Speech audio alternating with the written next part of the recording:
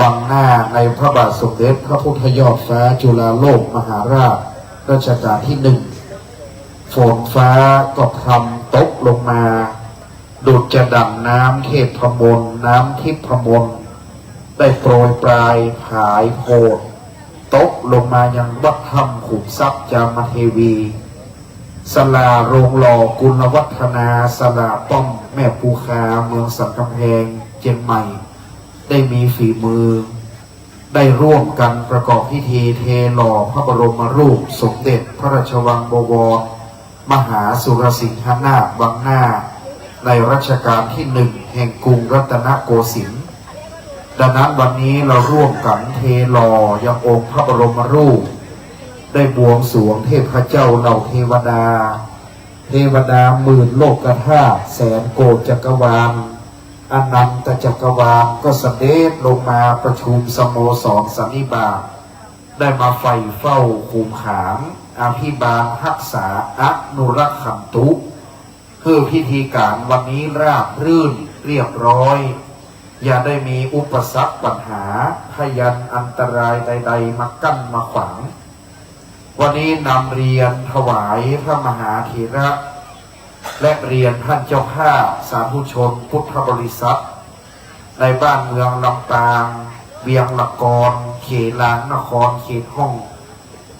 ว่าวันนี้เป็นวันอัฐมีบูชาถ้าเมืองเหนือล้านนาว่าเดือน8แรม8ค่ำที่ฝนตกนี่มันเป็นลมหนึ่งไม่ใช่ฝนตกนะน้ำค้างใบไม้แล้วมันก็ลมแล้วมันก็หยาดลงมา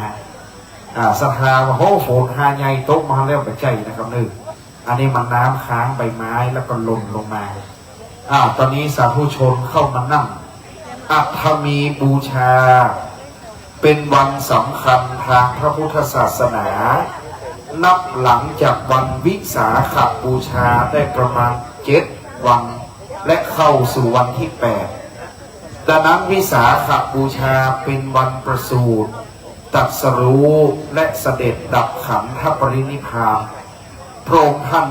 องค์พระศาสดาได้มีพระประสูติการประสูติณสวนลุมพินีวันระหว่างกรุงเทวทหะและกรุงกบิลพัสกำเนิดหรือประสูติจากข้าพระมารดา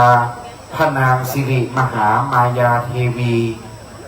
ยามนั้นได้มีพระประสูติการและเดินหรือย่างก้าวพระบาทนั้นมีดอกบัวปฐุมชาติมารองรับ7-9 ย่างวันนั้นก็เป็นวันเดือน8เป็งเรียกว่าวิสาขบูชาต่อมาได้ค้นคว้าหาสัจธรรมเมื่ออายุ35ได้ประทับนั่งที่ควงต้นพระศรีมหาโพธิ์บนรัตนบัลลังก์ริมฝั่งแม่น้ำเนรัญชราก็ได้ตรัสรู้อนุตตรสัมมาสัมโพธิญาณเป็นพระพุทธเจ้าเป็นศาสดาเอกของโลกก็ในวันวิสาขบูชาบ้านเฮาวันเดือน8เป็งต่อมาพระองค์ท่านมีพระชนมายุ80ได้เสด็จดับขันธปรินิพพานที่ไม้สาละกู้สาละวโนทยานเมืองกุสินาราแคว้นมนักษัตริย์ได้เสด็จดับขันธปรินิพพานก็วันวิสาขบูชาเมื่อพระองค์ดับขันธปรินิพพานไปแล้วเหล่ามัลลกษัตริย์ทั้งหลายในแคว้นมัลลกษัตริย์และพระอรหันตสาวกทั้งปวงและบรรดาพุทธบริษัททั้ง4ได้อาราธนาเอายังสรีระพุทธสรีระแห่งพระองค์ประทับนอนไว้บนที่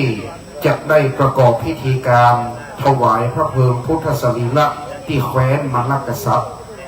ยามนั้นเป็นเวลา7 วันหลังจากที่วันวิสาขบูชาวิสาขปุรณมีได้7 วันพอดีจึงเป็นวันอัฐมีบูชาถวายพระเพลิงพุทธสรีระยามนั้นพระมหากัสสปะเถรเจ้าได้เดินทางมากับพระอรหันตาทั้งมวลจะได้มาปงพระพุทธเจ้าก็มาใกล้ที่จะถึงที่ประทับของพุทธสรีระแห่งพุทธองค์ปรากฏว่า ไม่มีใครทราบเพราะพระมหากัสสปะจะเดินทางมาก็ปากันจุดไฟถวายเพลิงพุทธสรีระปรากฏว่าพุทธสรีระนั้นก็ไม่ไหม้ไฟนั้นก็ดับลง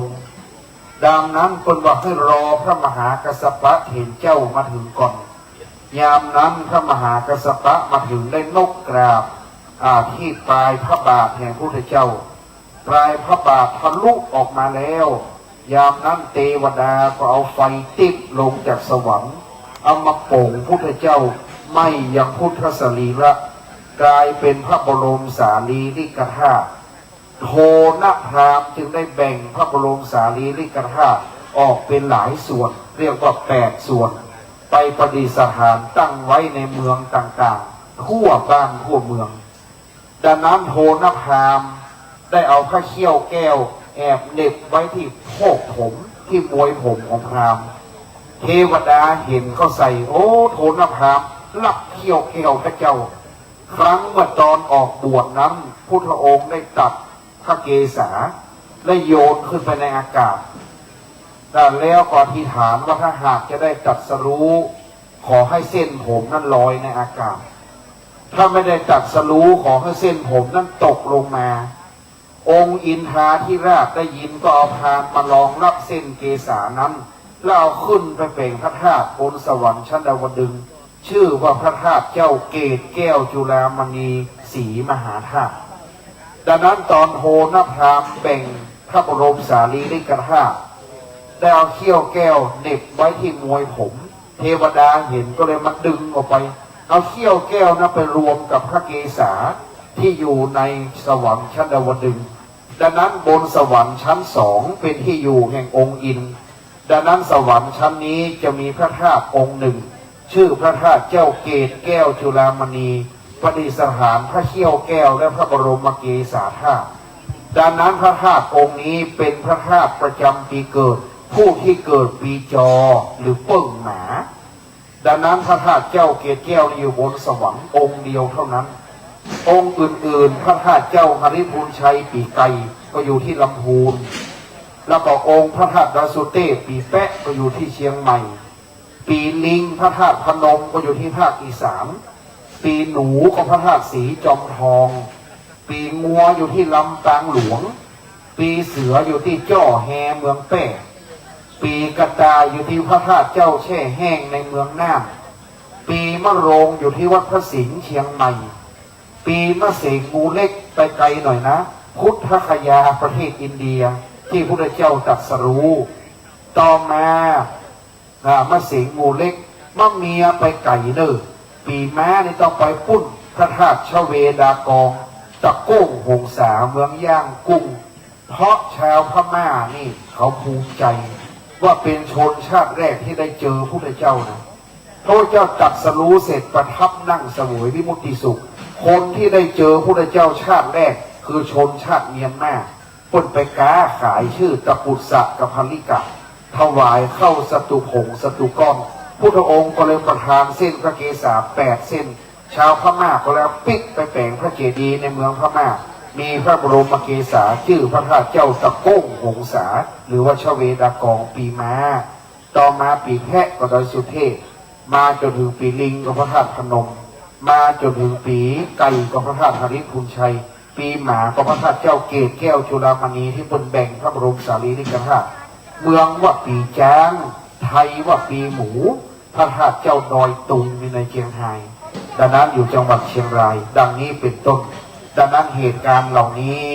ก็มาเกิดขึ้นครั้งที่พุทธองค์เสด็จดับขันธปรินิพพาน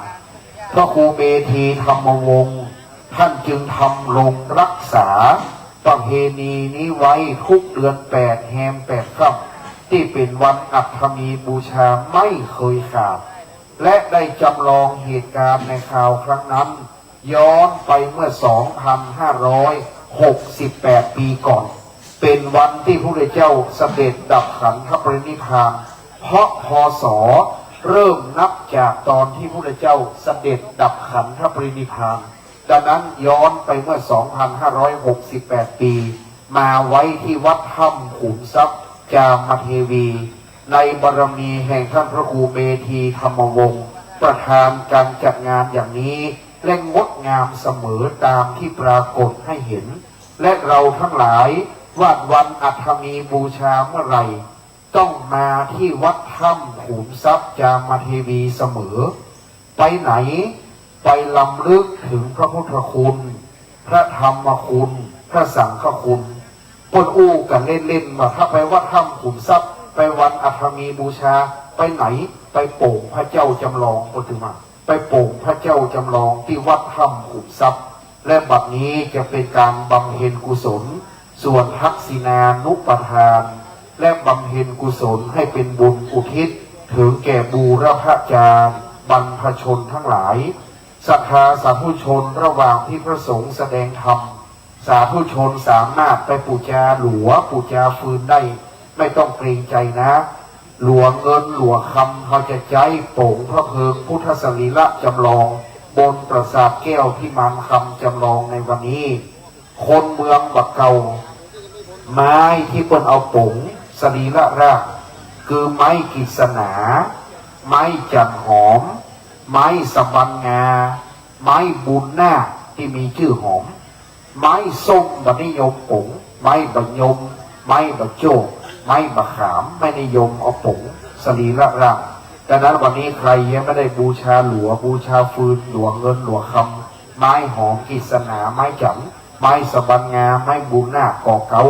สภาไปบูชาที่โต๊ะด้านหน้าถึงเวลาแล้วก็จะได้นำเรียนให้เป็นอย่างๆไป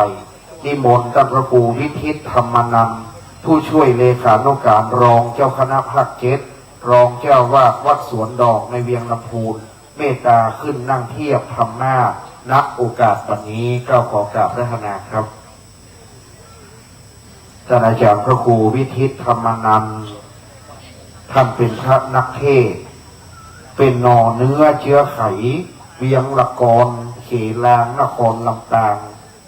ไปเป็นพระมหาเถระเป็นพระนักเทศน์อยู่ที่เวียงลำพูนดังนั้นได้เป็นองค์เทศองค์พระธรรมกถึกผู้มีความชำนาญการด้านการเทศท่านเทศฟังแล้วไพเราะน่าฟังได้เนื้อหาสารธรรมคำสอนอย่างงดงามดียิ่งบัดนี้นิมนต์ท่านพระครูนั่งเทียบธรรมะเจ้าหน้าที่ได้ดูแลท่านพระครูแล้วบอกนั่งแห้งไม่เปียกนะครับเนอแต่ว่าบนต้นไม้อาจจะมีน้ำค้างอยู่นิดหน่อยถ้าหยาบลงมาก็ขอท่านพระครูเมตตาด้วยไม่ต้องย้ายนะครับเนอถ้าฝนตกเดี๋ยวเจ้าหน้าที่2 คนมาช่วยงานจะเสาะจ้องไปการถวายหรือว่าถ้าเจ้าหน้าที่ไม่ทันก็ขอท่านพระครูทำฝนไม่เป็นไรท่านพระครูเมธีธรรมวงศ์วันรุ่นนี้อดทนหายห่วงนะครับในเมตตาธรรมวันนี้แดดร่มลมตกสถานที่เหมือนกับสาระวโนทยานมีต้นไม้ต้นตอกก็ไม้หลวงกวงไม้ใหญ่ก็ไม้เส้นยาและวันลีในที่นี้เหมือนตาที่พระองค์เสด็จดับขันธปรินิพพานสาธุชนมองไปดีๆนะสถานที่วัดถ้ำขุมทรัพย์นี่เพิ่นฮือขนาดพอต้นไม้ใหญ่ต้นไม้น้อยเพิ่นบอกว่าพระองค์ประทับนอนที่ไม้สาละคู่พระมหาอนันตเถรเจ้าปูลาดแล้วเขิงผ้าไว้ตังบนไม้รังกู้พระพุทธเจ้าประทับนอนสันฐานตตินั้นที่กุสินาราแคว้นมนกษัตริย์ได้น้อมนำสักการะบูชาเป็นมหามงคลแต่พวกเราทั้งหลายวันนี้วันสำคัญ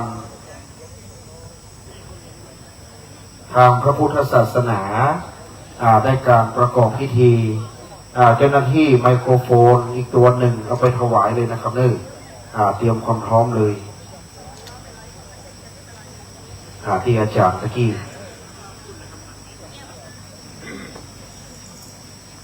นิติประธานสงฆ์มาที่หลวงพ่อเจ้าคณะอำเภอก้อคานี่เอาดูนี่ไปคณะสงฆ์เชียงใหม่ลำพูนลำปางแพร่น่านแม่ฮ่องสอนพะเยาเชียงรายมาครบพร้อมสถานที่งดงามแดดส่องตะกี้ฝนตกมีแสงแดดลำไรแล้วก็มีแสงไฟระยิบระยับ ดูเป็นบรรยากาศที่อบอุ่นร่มเย็นอาจมีบูชาต้องมาที่วัดถ้ำขุมทรัพย์ได้สมัยการเวลาแล้วอันดับแรกในคำรบเบื้องต้นเราขอนิมนต์ท่านพระครูเมธีธรรมวงศ์เจ้าคณะตำบลใหม่พัฒนาเจ้าวาดวัดถ้ำขุมทรัพย์จามเทวีได้โปรดเมตตาเป็นประธานจุดธูปเทียนบูชาพระรัตนตรัยนะครับเนอแม่ภาพฟังสุกุลใส่ได้ขับแดงท่านเลยรับปิกมานั่งที่รับรองสาธุชนน้อมประนมมือขึ้นครับสำรวมกายสำรวมวาจาสำรวมใจตั้งจิตเพื่อเป็นสมาธิท่านพระครูเมธีธรรมวงศ์เจ้าคณะตำบลใหม่พัฒนาวัดถ้ำขุมทรัพย์เป็นประธานจุดธูปเทียนเครื่องนมัสการบูชาพระรัตนตรัยปูชาซึ่งพระพุทธคุณกุลแห่งพระพุทธเจ้าปูชาซึ่งพระธรรมคุณกุลแห่งพระธรรมเจ้าปูชาซึ่งพระสังฆคุณกุลแห่งพระสังฆเจ้าจากนั้นคุณแม่ไวยประกอบศีลได้น้อมประเคนถวายพานธูปเทียนดอกไม้เป็นเครื่องขอสมทานเบญจศีลต่อองค์แสดงพระธรรมเทศนาเชิญคุณแม่ไวยประกอบศีลครับแม่ไวยไปด้านหน้าเป็นรัตนอุบาสิกาแม่ไวยจะได้ตั้งจิตให้ใสตั้งใจให้ดีบารมีจะบังเกิดแม่ไวยจะได้ประเคนทานขอสมทานเบญจศีลเป็นเบื้องต้นบัดนี้แม่ไวยเป็นรัตนอุบาสิกาใหญ่น้อมนำถวายทานขอสมทานศีลตามลำดับนะครับนี่เป็นภาพที่งดงามเป็นบรรยากาศแห่งการฟังธรรมอันร่มเย็นร่มรื่นเป็นโรมณียสถานกินตางวัดถ้ำขุมทรัพย์จามเทวีวันนี้แม่ไวยได้ประเคนทานธูปเทียนดอกไม้เป็นที่เรียบร้อยแล้วต่อจากนี้ไปจะได้ไหว้พระและสมทานเบญจศีลตามลำดับธูปเทียนดอกไม้เป็นเครื่องสักการะขอบูชาต่อพระรัตนแก้วเจ้าทั้งสามสาธุชนกราบหนึ่งกราบสองกราบสามอิมินาสักการะพุทธังอภิปูชยามะอิมินาสักการะธัมมังอภิปูชยามะอิมินาสักการะสังฆังอภิปูชยามะอะระหังสัมมาสัมพุทโธภควาพุทธังภวันตังอภิวาเทมิสวากขาโตภควตาธัมโมธัมมังนัมมัสสามิสุปฏิปันโนภควโตสาวกสังโฆสังฆังนะมามิมะยังพันเตวิสุงรักขณทายาติสรเนนะสหปัญจศีลานิยาจามาตุติยัมปิมะยังพันเตวิสุงรักขณทายาติสรเนนะสหปัญจศีลานิยาจามาตติยัมปิมะยังพันเตวิสุงรักขณทายาติสรเนนะสหปัญจศีลานิยาจามา นะโมตัสสะภะคะวะโตอะระหะโตสัมมาสัมพุทธัสสะนะโมตัสสะภะคะวะโตอะระหะโตสัมมาสัมพุทธัสสะนะโมตัสสะภะคะวะโตอะระหะโตสัมมา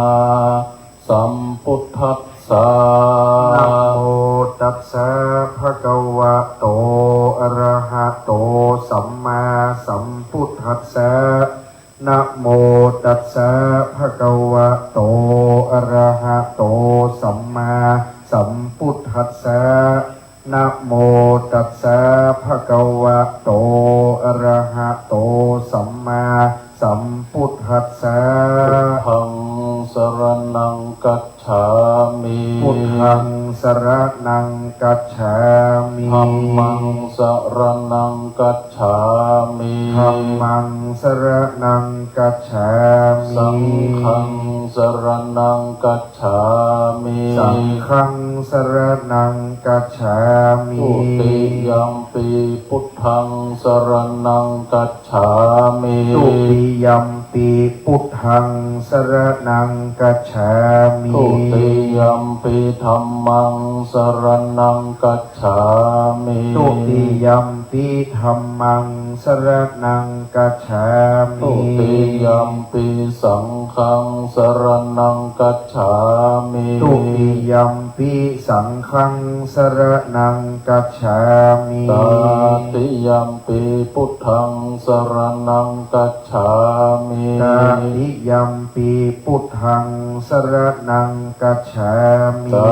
ติยัมปิธัมมังสรณังกัจฉามิตติยัมปิธัมมังสรณังกัจฉามิตติยัมปิสังฆังสรณังกัจฉามิตติยัมปิสังฆังสรณังกัจฉามิปานาติปาตามเวรมณีสิกขาปะตังสัมมาทิยามิปานาติปาตาเวรมณีสิกขาปะตังสัมมาทิยามิอาทินนาตานาเวรมณีสิกขาปะตังสัมมาทิยามิอาทินนาตนาเวรมณีสิกขาปะตังสัมมาทิยามิกาเมสุมิจฉาจาราเวรมณีสิกขาปะตังสัมมาทิยามิกาเมสุมิจฉาจาราเวรมณีสิกขาปะตังสัมมาทิยามิมุสาวาตาเวรมณีสิกขาปะตังสัมมาทิยามิมุสาวาตาเวรมณีสิกขาปะตังสัมมาทิยามิสุลาเมลยะมัจจปมาตฐานาเวรมณีสิกขาปะตังสัมมาทิยามิสุราเมรยะมัจจปมาตฐานาเวรมณีสิกขาปะตังสัมมาทิยามิอิมานิปัญจสิกขาปันตานิสีเลนะสุขติยันติสีเลนะโภคสัมปตานสีเลนะนิพุติยันติตัสสมาสีลังวิโสทะเยสาธุสาธุสาธุในคำรบเบื้องต้นท่านพระครูเมธีธรรมวงศ์ได้เมตตาเป็นประธานจุดธูปเทียนบูชาพระรัตนตรัยเจ้าภาพได้น้อมถวายพานธูปเทียนดอกไม้เป็นเครื่องสักการะสมทานขอยังเบญจศีล วันนี้วันอัฐมีบูชาเป็นวันสำคัญทางพระพุทธศาสนาน้อยโอกาสนักที่เราจะได้ร่วมส่วนใหญ่ก็จะเน้นไปจัดที่วันวิสาขบูชาวิสาขบุญมีวันอัฐมีบูชาน้อยวัดที่จะจัดขึ้นแต่วัดธรรมขุมทรัพย์ยึดถือจารีตเอาอัฐมีบูชาเป็นวันรำลึกเราทั้งหลายจึงได้มาทำความดีคือประการที่หนึ่งได้ให้ทานสองได้รักษาศีลสามได้เจริญจิตตภาวนาและสี่ได้ฟังพระธรรมเทศนาโดยพร้อมกันดังนั้นวันนี้เราชาวพุทธจึงได้ทำจิตให้บริสุทธิ์และได้สร้างความดีบุญจึงเป็นชื่อของความสุขและเป็นนิยามของความดีต่อจากนี้ไปเราจะน้อมรับฟังพระธรรมเทศนาต่อจากนี้จะเป็นการจุดเทียนส่องธรรมบูชาซึ่งพระธรรมขอเรียนเชิญคุณนิตยาวิเศษมหาอุปถานายิกาแห่งวัดถ้ำขุมทรัพย์จามเทวีแห่งนี้ได้น้อมจุดเทียนส่องธรรมบูชาซึ่งพระธรรมด้านหน้าธรรมาขอเรียนเชิญท่านครับสาธุชนประนมมือขึ้นครับทำจิตให้ใสทำใจให้ดีบารมีจะบังเกิดธรรมแห่งพระพุทธเจ้าอาทิกัลยาณังมีความไพเราะในเบื้องต้นมัชเชกัลยาณังมีความไพเราะในท่ามกลางปริโยสานกัลยาณังมีความไพเราะในที่สุดไหวพระสัทธรรมแห่งองค์สมเด็จพระสัมมาสัมพุทธเจ้าสวากขาโตหากพระพุทธเจ้าเทศนาตั้งไว้ดีนักเจิญเทวดาเจ้าทั้งหลายอันอยู่ในหมื่นโลกธาตุแสนโกฏจักรวาลอนันตจักรวาลลงมาประชุมสโมสรสันนิบาตฟังพุทธวจนังยังคำสอนแห่งพระพุทธเจ้าอันเป็นพระสัทธรรมดวงอันผาเสดโพธเวนยสัตว์พระสกนิกรเพื่อได้เข้าสู่พระนิพพานไปหน้ารับฟังพระธรรมเทศนาจากพระครูวิทิตธรรมนันท์วัดสวนดอกเวียงลำพูนณบัดนี้มหาพรหมเลยตนองค์แอนปราบต้องแตนกระดานตองทำใดดีท้าทอเป็นกองแห่งนักปราชญ์ศรัทธาผู้ขาตั้งหลายก็ขอย่ออภิวาทวันตายกหัตถาใส่เกลาขอนิมนต์ลูกศิษย์พระพุทธเจ้าได้เทศนาธรรมธัมโมธรรมังอนุกัมปิมังพระจังอรัธนังกะโลมานะโมตัสสะภะคะวะโตอะระหะโตสัมมาสัมพุทธัสสะนะโมตัสสะภะคะวะโตอะระหะโตสัมมาสัมพุทธัสสะนะโมตัสสะภะคะวะโตอะระหะโตสัมมาสัมพุทธัสสะวยธัมมาสังขาราอัปปมาเทนะสัมปาเทธาติอีขอโอกาสถวายความเคารพพระเทรานุเถระซึ่งมีหลวงพ่อ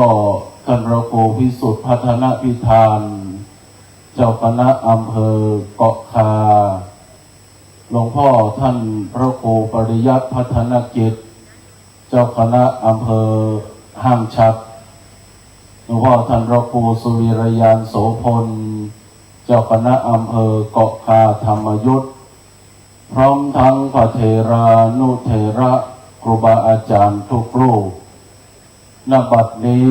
จะได้แสดงพระธรรมเทศนาพรรณนาศาสนธรรมสัตุธรรมคำสอน ขององค์สมเด็จพระชินวรบรมพุทธาศาสดาจารย์ผู้อันทรงเป็นพระพุทธเจ้าของบรรดาเราท่านทั้งหลายแก่บรรดาท่านศรัทธาสาธุชนพุทธบริษัททั้งคฤหัสถ์และบรรพชิตที่ได้พร้อมใจกันมาประกอบในกองกรกุศลอันเป็นส่วนธรรมัสวนามัยในวาระโอกาสที่ทางท่านพระครูเมธีธรรมวงศ์เจ้าคณะตำบลใหม่พัฒนาธรรมยศเจ้าอาวาสวัดธรรมขุมทรัพย์จามเทวีพร้อมโดยบรรดาเหล่าพระภิกษุสามเณรคณะศรัทธาได้พร้อมใจกันจัดงานวันรำลึกอัฐมีบูชาณมณฑลพิธีแห่งวัดธรรมขุมทรัพย์จามเทวีตัตตินีพร้อมกันนั้นได้จัดให้มีพิธีในการประกอบพิธีจำลองการถวายพระเพลิงพุทธสรีระขององค์พระบรมศาสดาวันนี้เป็นวาระโอกาสที่ทั้งคณะสงฆ์ตลอดจนถึงคณะสัทธาญาติโยมสาธุชนทั้งหลายทุกท่าน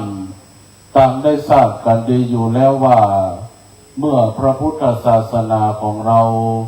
มั่นคงถาวรยืนยาวนานมาถึง 2,568 พระพรรษา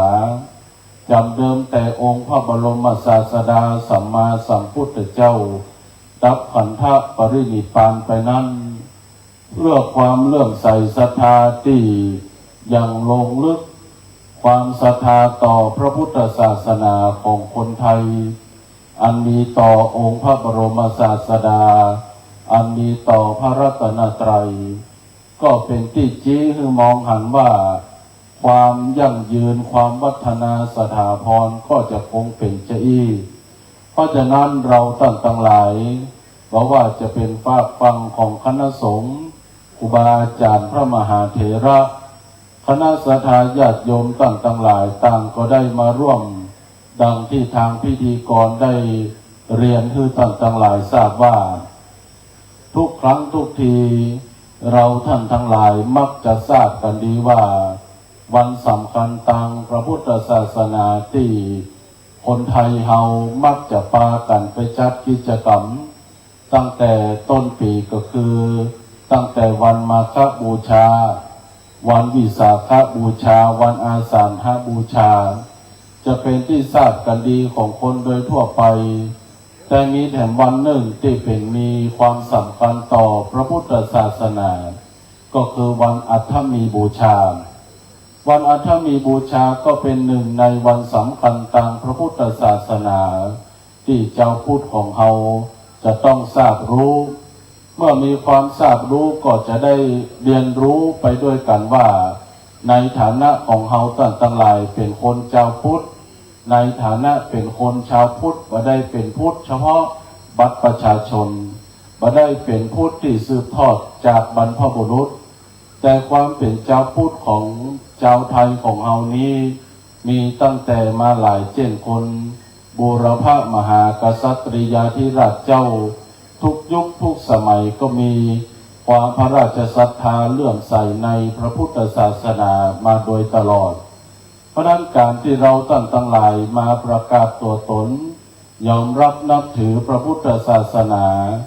นั่นก็หมายถึงว่าเราท่านทั้งหลายย่อมที่จะมีความศรัทธาความประสาทะในพระพุทธศาสนาฉะนั้นเราทั้งหลายเมื่อทราบว่า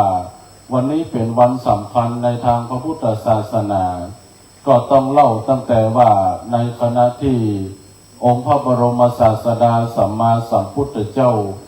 ตลอดระยะพระชนชีพของพระองค์80 พรรษาได้ใช้เวลาที่ฮือแก่คนทั้งโลกได้ฮือแก่คนทั่วโลกเมื่อพระองค์ทรงผนวดก็ได้บำเพ็ญธรรมจนบรรลุอนุตตรสัมมาสัมโพธิญาณก่อนพุทธศักราช45 ปีได้ใช้เวลาเผยแผ่พระพุทธศาสนาตั้งแต่พระชนมายุของพระองค์35ไปจนถึงพระชนมายุ80 พรรษาเสด็จดับขันธปรินิพพาน ว่าจำความเล่าตามเดิมไปแล้วว่าในขณะที่องค์พระบรมศาสดาได้ใช้เวลาของพระองค์ตลอด 45 พระวสานได้เผยแผ่น้ำธรรมคำสอนเป็นที่มั่นคงไปแล้วจนถึงวาระโอกาสสุดท้ายทรงประกาศปลงพระชนปลงสังขารให้กับพระองค์เมื่อประกาศปลงสังขารแล้วในขณะที่ก่อนที่พระองค์จะดับขันธปรินิพพานเหล่ากษัตริย์ทั้งหลายพร้อมทั้งเหล่าบรรดาพระเถระผู้เป็นพระสาวกทั้งหลายก็ไปแวดอ้อมข้างพุทธสรีระของพระองค์ในขณะยามนั้นในขณะที่องค์พระบรมศาสดายงทรงประทับในท่าสีหสายญาติโยคณะนั้นก็ปรากฏว่ามีปริพาชกคนหนึ่งนั่นคือสุภัททะมีความเลื่อมใสได้ยินได้ฟังต่อปริพาชกผู้เฒ่าว่าพระบรมศาสดาจะเข้ามาดับขันธปรินิพพานในขณะนั้นก็ใครจะเข้าไปถามปัญหาต่างๆต่อพระพุทธเจ้าแต่พระอานนท์เถระเจ้าทั้งหลายนั้นพระองค์ทรงนอนประทับได้ยินกันทบกันกับพระอานนท์บอกว่าสุภัททะบดีเข้าไปเตื้อเป็นภาษาบ้านเฮาเพราะว่าอย่างในขณะนี้พระพุทธเจ้าหรือว่าพระสมณะโคดมพระองค์ยังทนทุกขเวทนาติโดยโรคาปัญญาที่อันเกิดขึ้นอยากจะให้พระองค์นั้นมีความมั่นคงว่าใครให้ไผ่เข้าไปรบกวนเสียงโวกเวกโวยวายระหว่างสุภัททะกับพระอานนท์ผู้เป็นพุทธอุปถากก็ได้ยินไปถึงหูพระพุทธเจ้าก็เลยบอกให้อานนท์ปาสุภัททะเข้ามาเตอะปามาว่าเพื่อคลายความสงสัยให้แก่สุภัททะสุภัททะก็เข้าไปกราบพระพุทธเจ้าก็ทรงถามปัญหาต่างๆนานาพุทธองค์ก็ทรงตอบแต่บอกว่าเรื่องที่สำคัญมากกว่านั้นไม่ใช่เป็นคำถามของสุภัททะพระองค์ก็ได้ทรงแสดงธรรมให้แก่สุภัททะจนมีความเลื่อมใสศรัทธาในพระพุทธศาสนาจึงขอบวชในพระพุทธศาสนาพระพุทธเจ้าทรงอนุญาตบวชให้สุภัททะด้วยพิธีเอหิภิกขุอุปสัมปทาซึ่งเป็นพระสงฆ์รูปสุดท้ายของพระพุทธเจ้าที่พระองค์ทรงอุปสมบทก็คือบวชให้หลังจากนั้นก็ทรงดับขันธปรินิพพานในขณะที่ดับขันธปรินิพพานนับลงเลยไปแห่ง7 วันก่อเป็นวันถวายพระเพลิงพุทธสรีระติมกุฏฑพันธเจดีย์ในปัจจุบันนี้ก็ยังคงปรากฏถึงหันชัดเจนยังมีอยู่ในประเทศอินเดียมกุฏฑพันธเจดีย์เป็นสถานที่ถวายพระเพลิงพุทธสรีระของพระพุทธเจ้า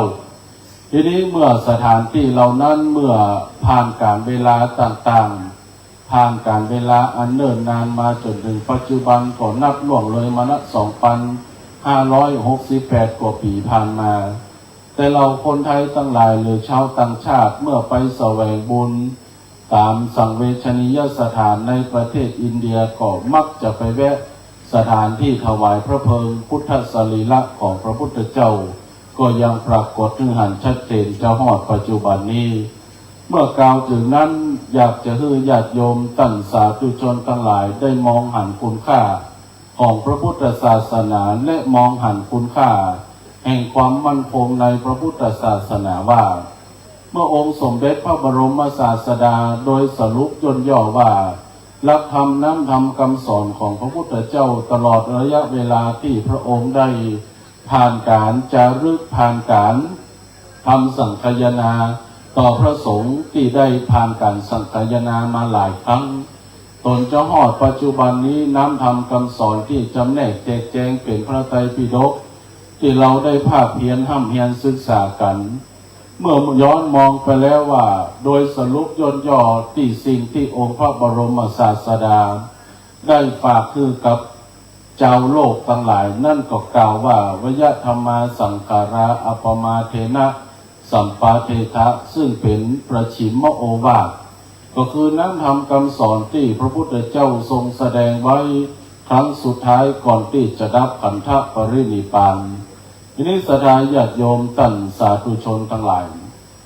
วยธรรมาสังขาราอัปมาเทนะสัมปาเทธานี้ซึ่งหมายถึงว่า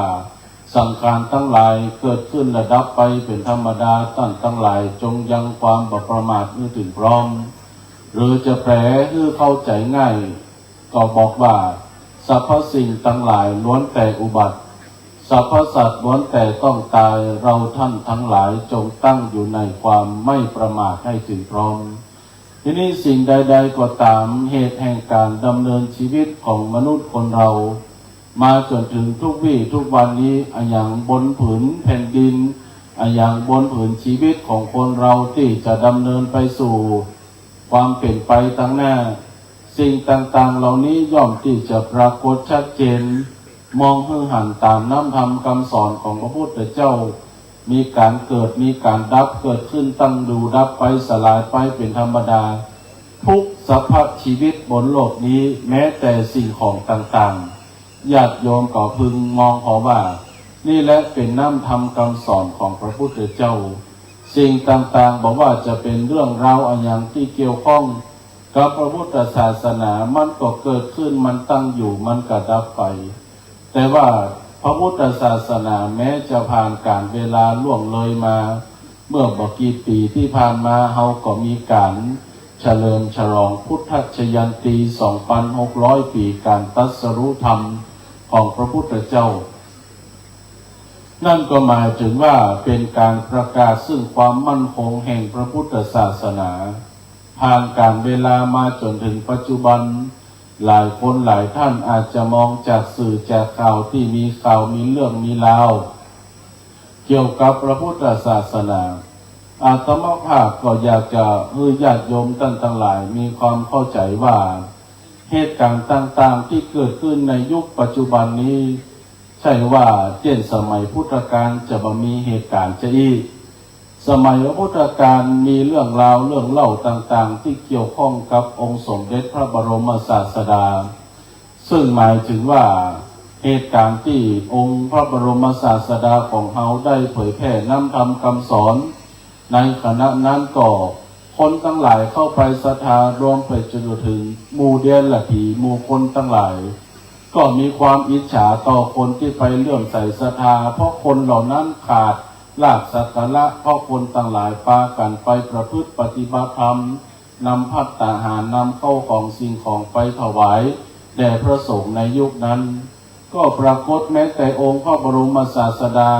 พระพุทธเจ้าของเฮาก็ผ่านอุปสรรคปัญหาดังที่เราท่านทั้งหลายปรากฏในเรื่องเล่าของพุทธชัยมงคลตั้งแต่บทพาหุงพุทธเจ้าชนะจางพ่องพุทธเจ้าชนะองคุลิมานพ่องเป็นต้นเรื่องราวเหล่านี้ผ่านการกำกองที่บอกว่าเป็นเรื่องราวที่พระพุทธเจ้าได้ใช้บารมีของพระองค์ชำระสิ่งต่างๆนั่นก็หมายถึงว่าผ่านการแม้พุทธศาสนาเฮาจะมั่นคงมาจนถึง 2,568 ปีใจว่ามันจะราบรื่นเสมอไป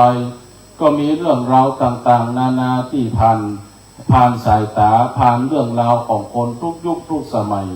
มาจนถึงปัจจุบันเดี๋ยวนี้ถ้าเราท่านทั้งหลายมีความมั่นคงต่อพระรัตนตรัยอาตมาภาพเชื่อว่าชีวิตของคนเฮาจะสดใสตลอดกาลเพราะอะไรอย่างถ้าเรามีความมั่นคงต่อพระพุทธเจ้าเฮามีความมั่นคงต่อพระธรรมเจ้าเฮามีความมั่นคงต่อพระสังฆเจ้าเราจะย่อมที่จะยึดถือแนวทางปฏิบัติตามหอยพระรัตนตรัยมั่นคงต่อพระพุทธเจ้าคือคำว่าพุทธะหมายถึงผู้รู้ผู้ตื่นผู้เบิกบานพระพุทธองค์เป็นคนผู้รู้เป็นผู้ตื่นผู้เบิกบานถ้าเราท่านทั้งหลายเดินตามแนวทางพระพุทธเจ้าแม้แต่ว่าคำว่าพุทธะจะเป็นกรรมที่ใจสรรเสริญพระบรมศาสดาแต่ในฐานะของเราเป็นเจ้าพุทธถ้าเราเดินตามแนวทางของพระพุทธเจ้าเดินตามแนวทางของพุทธะคือเป็นผู้รู้เป็นผู้ตื่นเป็นผู้เบิกบานเป็นผู้รู้ก็ขอให้หูตึงตังโลกขอให้หูตึงตังธรรมโลกก็ขอให้หูไปตามแนวทางของตังโลกประพฤติปฏิบัติตนเอาตัวลูกหลอด ประดุจดังกรรมที่ใจแผ่เมตตาบอกว่ารักษาตนให้พ้นจากทุกภัยทั้งหมดทั้งสิ้นเถิดนั่นก่อนอาศัยความรอบรู้ทางโลกรู้แห่งอย่างหนึ่งก็ขอให้เป็นคนที่รอบรู้ทางธรรมคือมีคุณธรรมประจำจิตใจเรียนรู้ธรรมะแม้จะเป็นธรรมะพื้นฐานที่จะประคับประคองชีวิตของเราทั้งหลายไปได้ก็จะยังความร่มเย็นเป็นสุขเมื่อเกิดขึ้นอันนี้เรียกว่าแนวทางของคนเป็นคนรู้เป็นคนตื่นจากความลับไหลลุ่มหลงตื่นจากความขี้โกรธขี้เกียจทั้งหลายคือลดละเลิกคือมันเบาบางลงไปบ่ฮือมืดมนอนทการได้ชื่อว่าเป็นคนที่ตื่นเป็นคนที่เบิกบานก็คือฮืออยู่ที่ไหนฮือมีจิตใจที่เข้าใสสะอาดผ่องแผ้วก็จะทำให้ชีวิตของคนเฮานั้นเต็มเปี่ยมไปด้วยคุณงามความดีเต็มเปี่ยมไปด้วยความร่มเย็นเป็นสุขอันนี้เรียกว่าเดินตามแนวทางของพุทธะนั่นหมายถึงว่ามีความเลื่อมใสต่อพระพุทธเจ้าที่มีพระคุณอันมากนักนาประการที่สองก็ขอให้มีความเลื่อมใสมั่นคงในพระธรรมของพระพุทธเจ้าที่ชี้แจงแสดงเอาไว้ดังที่เราทราบกันมีถึง 84,000 พระธรรมขันธ์มีตั้งแต่พระสูตรพระวินัยมีตั้งไปถึงพระอภิธรรม 84,000 หัวข้อเฮาตั้งหลายมักจะย่นย่อเอาไว้ว่าจะต้องปฏิบัติตนนั่นคือมุ่งมั่นทำความดีประพฤติตัวเก่านั้นบ่ให้ไปยุ่งเกี่ยวกับความชั่วอยู่ที่ไหนให้มีจิตใจให้ขาวใสสะอาดละชั่วทำดีทำจิตใจให้ขาวใสสะอาดก็ประดุจดังได้เดินตามน้ำธรรมคำสอนมีความเลื่อมใสประพฤติปฏิบัติในพระธรรมสุดท้ายมีความเลื่อมใสในพระสงฆ์พระสงฆ์นั้นตั้งแต่ในอดีตถ้าเราตั้งหลายมีความเข้าใจและมีการเป็นอยู่มองหันคุณค่าของพระสงฆ์เราจะมองหันว่าคุณของพระสงฆ์ตั้งแต่อดีตพุทธกาลผ่านการในฐานะพระสาวกทำการเผยแผ่น้ำธรรมคำสอนพระพุทธเจ้ารักษาธรรมวินัยของพุทธเจ้าผ่านการสังคายนารวบรวมน้ำธรรมคำสอนมาจนถึงยุคครูบาอาจารย์พระสังฆเจ้าทั้งหมดทั้งปวงที่นั่งอยู่ในที่นี้ก็ล้วนแล้วแต่เป็นลูกของพระพุทธเจ้าที่เดินตามแนวทางของพระพุทธเจ้าถ้าเราตั้งหลายมองว่าพระสงฆ์นั้นในฐานะเป็นญาติในฐานะเป็นพ่อเป็นลุงเป็นอาเป็นน้องเป็นนุ่งเราจะมองหันคุณค่าว่าพระสงฆ์ในยุคปัจจุบันแม้ว่าจะไม่ได้อยู่ในเช่นพุทธกาลแต่ว่าสังฆะหรือพระสงฆ์ในปัจจุบันประพฤติปฏิบัติตนตามแนวทางน้ำธรรมคำสอนอย่างหนึ่งก็คือการสงเคราะห์สิบสาวเจ้าบ้านช่วยเหลือพี่น้องสิบสาวเจ้าบ้านเราได้พึ่งพิงพระสงฆ์ทั้งหลายตั้งแต่เกิดไปจนถึงตายจะเกิดมาก็ไปขอตุลุงตั้งชื่อเจ็บเป็นเย็นอุ่นก็ขอให้ตุลุงสงเคราะห์บัดสบายมาก็ขอให้ไปมัดมือบัดสบายมาก็ขอให้ไปสืบชะตาเจ็บเป็นเย็นอุ่นชีวิตใกล้จะหมดม้วยมรณะก็ขอให้ตุลุงไปเทศธรรมแม้แต่เจ็บตายไปแล้วก็ขอไปเทศธรรมจุงเข้าปัจจาก็ได้พึ่งพิงพระสงฆ์กันเช่นเดียวกันเพราะฉะนั้นคุณแห่งตั้งแต่พุทธคุณธรรมคุณสังฆคุณถ้าเรามีความมั่นคงในพระรัตนตรัยเช่นนี้ตั้งหลายพระศาสนาเราจะมีความมั่นคงอย่างยิ่งมั่นคงไปแห่งครบ5,000 พรรษานอกเหนือจากนั้นดังที่ตั้งหลายปรารภมาร่วมกันวันอัฐมีบูชาวันถวายพระเพลิงพุทธสรีระของพระพุทธเจ้าที่วัดถ้ำขุมทรัพย์แห่งนี้เรายังได้มีโอกาสมาสร้างบารมีแห่งความดีให้กับตนเองท่านพระครูเมธีธรรมวงศ์หรือท่านโจเจ้าคณะตำบลใหม่พัฒนาธรรมยุทธเจ้าอาวาสวัดถ้ำขุมทรัพย์ปาคณะสงฆ์จัดกิจกรรมนี้ไม่ใช่ว่าจัดงานอีเวนต์เพื่อตามอย่างเดียวแต่ว่ายังสร้างองค์ความรู้คือกับเราตั้งหลายมองหันเรื่องราวในพระศาสนาตามพุทธประวัติเมื่อเขาตั้งหลายมองหันเรื่องราวในพุทธศาสนาตามพุทธประวัติ เมื่อเรามีความเลื่อมใสในพระศาสนาเราก็จะมุ่งมั่นหันมาสร้างความดีเอาไว้ให้ตัวเก่าดีที่เป็นเครื่องประดับของตนเองก็คือดี3 สิ่งเหมือนกับพิธีกรว่าตะกี้ว่าดีอย่างที่หนึ่งคือดีในการทำทานดีอย่างที่สองคือการดีในการรักษาศีลดีอย่างที่สามดีในการสวดมนต์เจริญจิตภาวนาทานเฮาก็ได้ทำศีลเฮาก็ได้รักษาภาวนาเฮาก็ได้ปฏิบัติสิ่งเหล่านี้เป็นคุณธรรมเรียกว่าบุญกิริยาวัตถุอันเกิดขึ้นเพื่อความดีของคนเฮาโบราณอาจารย์ท่านจึงได้กล่าวว่าคนหมั่นทำทานจะทำให้คนนั้นเป็นคนมีกิจการรุ่งเรืองบ่อับบ่จนบ่ทุกข์บ่ยากบ่อดบ่ยากเพราะอาศัยทานคนที่มีศีลจะเป็นคนบ่เจ็บบ่เป็นคนที่มันสวดมนต์ภาวนาจะมีสติปัญญามีสติประภาคทั้งทำอันอย่างก็สำเร็จลุล่วงโบราณอาจารย์ราชบัณฑิตท่านจึงกล่าวว่าทำบุญด้วยการให้ทานไม่รันทดเรื่องอดอยากบุญรักษาศีลไม่ทุกข์ยากเรื่องป่วยไข้บุญสวดมนต์ภาวนาช่วยป้องปัดอุบัติภัยบุญช่วยให้ไม่มวยมอนก่อนเวลาเพราะฉะนั้นถ้าเราท่านทั้งหลายมาร่วมงานอัฐมีบูชาณวัดธรรมขุมทรัพย์แห่งนี้ได้ชื่อว่ามาเรียนรู้เรื่องราวเกี่ยวกับพระพุทธศาสนามาสร้างปัญญาให้กับตัวเก่านอกเหนือจากนั้นมาสร้างความดีเอาไว้เป็นบารมีให้กับตนเองก็เปรียบประดุจหนึ่งว่าเป็นอุบาสกเป็นอุบาสิกาที่มั่นคงในพระพุทธศาสนาและจะนำพาพระศาสนาช่วยกันรักษาพระศาสนาคือมั่นคงกันกลุ่มรุ่งเรืองไปจนถึง5 ปันพวสาสืบต่อไปอัฐมีบูชาที่เราท่านทั้งหลายปากันทำในวันนี้จึงเป็นการประกาศความมั่นคงแห่งเจ้าพุทธ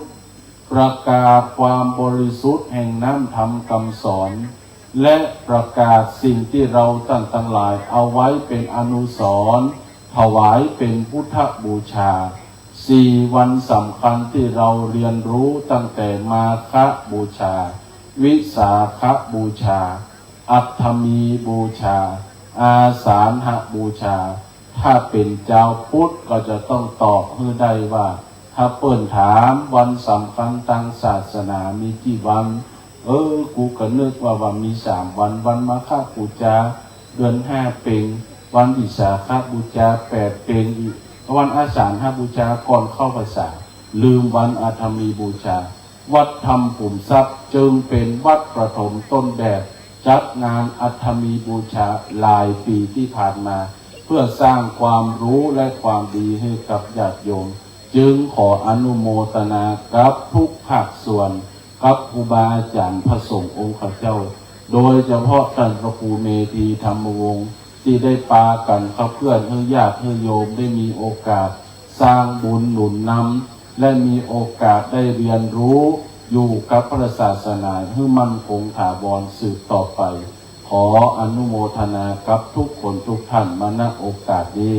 ท้ายที่สุดแห่งพระธรรมเทศนาขอกราบอนุโมทนาครูบาอาจารย์พระมหาเถระในร่มบารมีธรรมของหลวงพ่อเจ้าคณะอำเภอครูบาอาจารย์เจ้าคณะตำบลพระสังฆาธิการตลอดจนถึงท่านอาจารย์พระครูเมธีธรรมวงศ์รวมไปถึงอนุโมทนาบุญหนุนนำของญาติโยมท่านสาธุชนทั้งหลายที่พากันมาทำกิจกรรมงานบุญในวันนี้ขออาราธนาบุญบารมีรัศมีกำลังฤทธิ์แห่งพระพุทธเจ้าพระธรรมเจ้าพระสังฆเจ้าอำนาจแห่งบารมีแห่งองค์พระบรมธาตุเจ้าลำปางหลวงเมตตาธรรมของหลวงพ่อท่านพระครูพิสุทธิ์พัฒนพิธานเจ้าคณะอำเภอกอกขาเมตตาธรรมของหลวงพ่อท่านพระครูปริยัติพัฒนากิจเจ้าคณะอำเภอห้างชัดเมตตาธรรมของหลวงพ่อท่านพระครูสุวิรยานโสพลเจ้าคณะอำเภอกอกขาธรรมยุทธครูบาอาจารย์พระมหาเถระจงอภิบาลบันดาลดลให้บรรดา เจ้าเก้าเงามูลศรัทธาบุคาทั้งหลายเพื่อได้อยู่ร่มเย็นเป็นสุขปราศจากทุกโศกโรคภัยเพื่อมีความสุขบานหวานใจทุกที่พาราตรีการแสดงพระธรรมเทศนามาสมสมัยสมควรแก่กาลเวลาสมมติยุติลงคงไว้แต่เพียงเท่านี้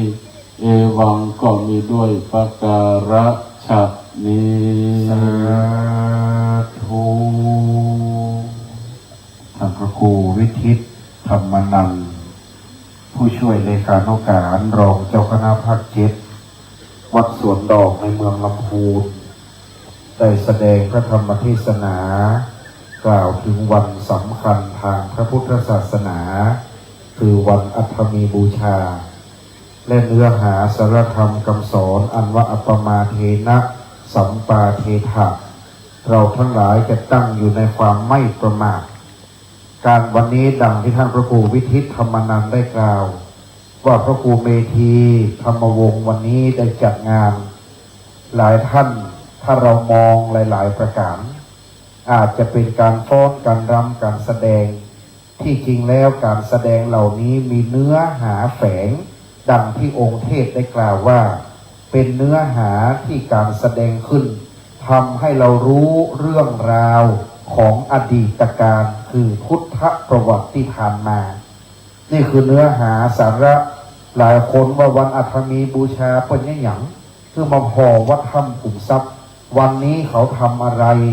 สมัยพุทธกาลเกิดเหตุการณ์อะไรขึ้นมาห่อวัดถ้ำขุมทรัพย์อันนี้คือเนื้อหาสารธรรมและจะได้ล้ำลึกนึกถึงเหมือนวันอื่นๆที่เป็นเหตุการณ์สำคัญได้เกิดขึ้นแล้วสารธรรมคำสอนได้แสดงต่อสาธุชนแล้วน้อมนำถวายเครื่องทายธรรมปูจากันเทศด้วยความเคารพเชิญคุณปราณีวงศ์ถาติปถวายเครื่องทายธรรมปูจากันเทศเป็นลำดับต่อไปขอเรียนเชิญคุณปราณีครับวันนี้เจ้าภาพเจ้าศรัทธาสาธุชนได้ร่วมกันบำเพ็ญกุศล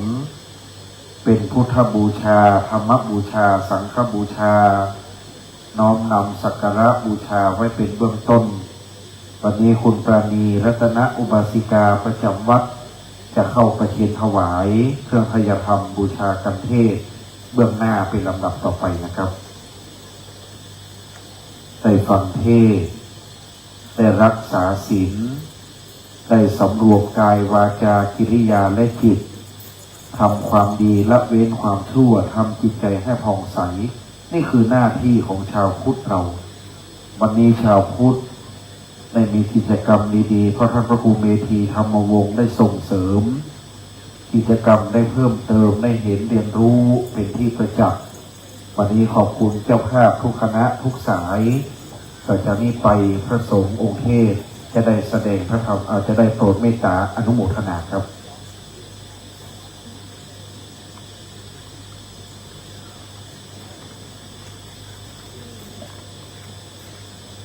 ยะถาวาริวหาปุราปริปุเรนติสาครัง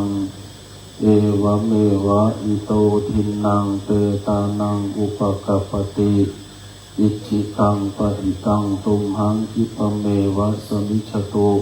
สัพเพปุเรนตุสังกปายันโทปนะระโสยถามณิโชติระโสยถาสัพพิติโยวิวัชชตุ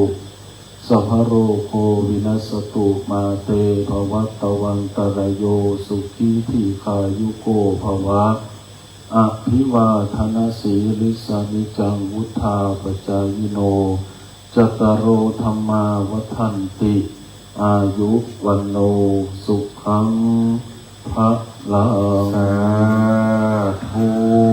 อิตังตานะกัมมังนิพพานะปัจจยโยโหตุโน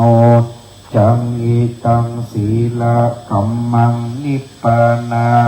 จโยโหตุโนนิจังอิตังภาวนามังนิพพานา จโยโหตุโนนิจจังวัตตะนิพพานังสุขังวัตตะนิพพานังสารังวัตตะนิพพานังปะระมังสุขัง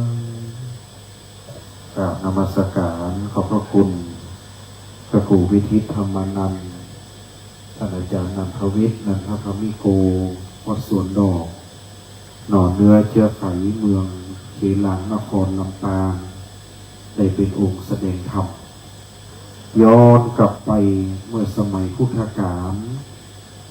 2,568 ปีที่แล้วพระองค์ได้ทรงพุทธพยากรณ์ไว้ว่าศาสนาของพระองค์นั้นจะยืนยงไปถึง 5,000 พระพรรษาบัดนี้ศาสนาล่วงแล้ว 2,568 ปียังคงค้าง 2,432 ปี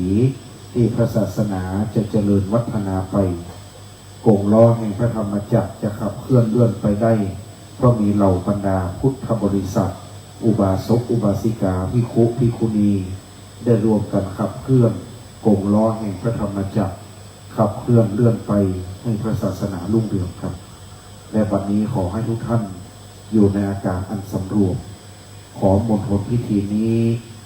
สงบร่มเย็นย้อนไปเหตุการณ์ครั้งพุทธกาลที่พระองค์เสด็จดับขันธปรินิพพานเหล่ามัลลกษัตริย์ทั้งหลาย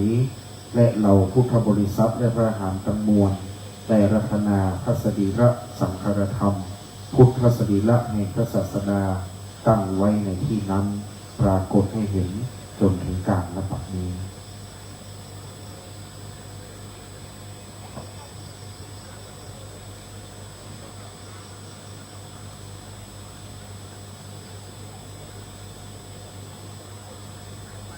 จะเป็นภาพเหตุการณ์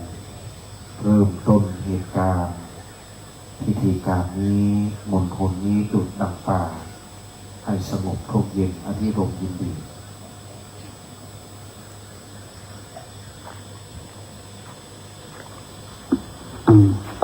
Mm-hmm.